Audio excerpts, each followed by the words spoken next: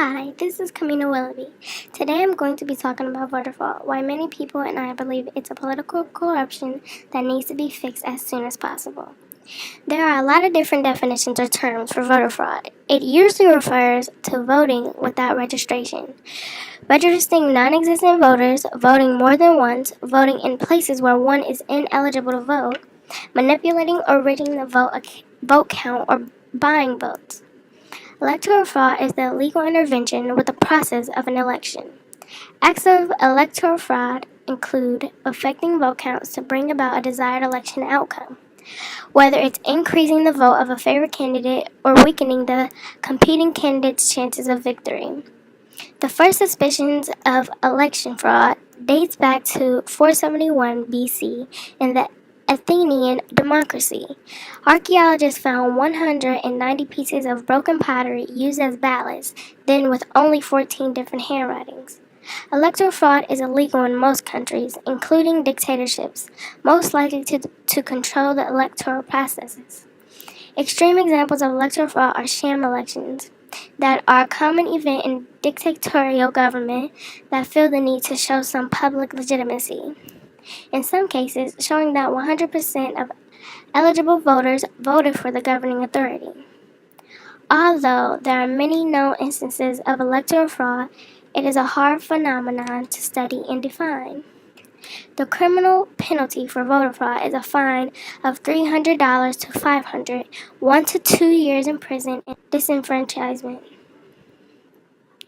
The Brennan Center for Justice at New York University School of Law has found that the most common causes of voting irregularities include clerical mistakes and computer errors, such as mistakes in poll books or in voter registration documents. The Brennan Center looked at a list of voter registrations in New Jersey and found that most of the suspected cases of double voting ended up being matching errors where two people with identical or similar names were thought to be one person voting twice. Shortly after George W. Bush took office in 2001, his administration launched a concerted effort to crack down on a supposed epidemic of voter fraud in the United States. The campaign to identify and eliminate such fraud became such a priority that escalating political pressure from the White House eventually drove the Justice Department to fire U.S. attorneys who were seen as weak on prosecuting cases of fraud in a political charge purge. Claims that corrupt organizations, illegal immigrants, and political machines were stealing elections away from voters became common refrains in the right-wing media and political debates. The complete lack of proof that widespread voter fraud exists, right-wing politicians, media personalities, activists, and think tanks have continued their attacks on voting rights in the name of voter integrity, ballot security, and fighting voter fraud. The resulting policies present a massive threat to citizens' right to vote. People are trying to tackle this issue. They are looking and searching deep on this problem. Some believe voter fraud is a myth because there are so many complications when voting comes around. A study by the Massachusetts Institute of Technology examined why an estimated 23.2 million registered votes did not cast ballots in 2008.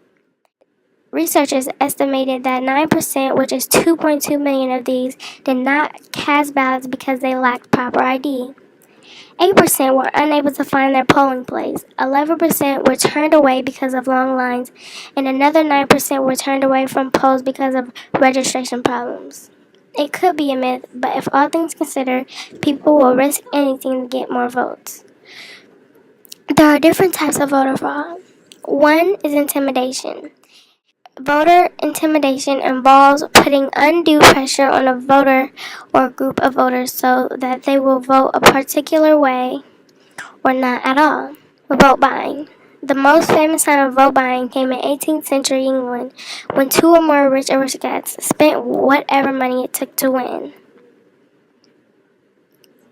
Misleading or confusing ballot papers is an example of this. According to NBC News, more than 5,000 dead people are still on the voter rolls in California.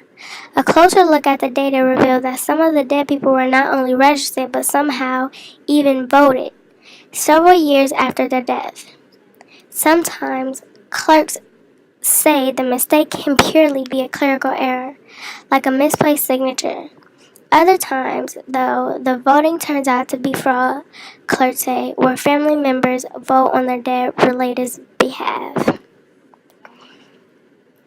Ways to prevent voter fraud is the new voter ID law that just passed this year. And standardized ballots is another thing we can promote. States should eliminate punch card ballots and replace them with simple, easy-to-read paper ballots, and the states should try to strengthen current vote fraud laws. We can do what we can, but like I said before, voter fraud is a difficult thing to define and tackle. Thank you for your time.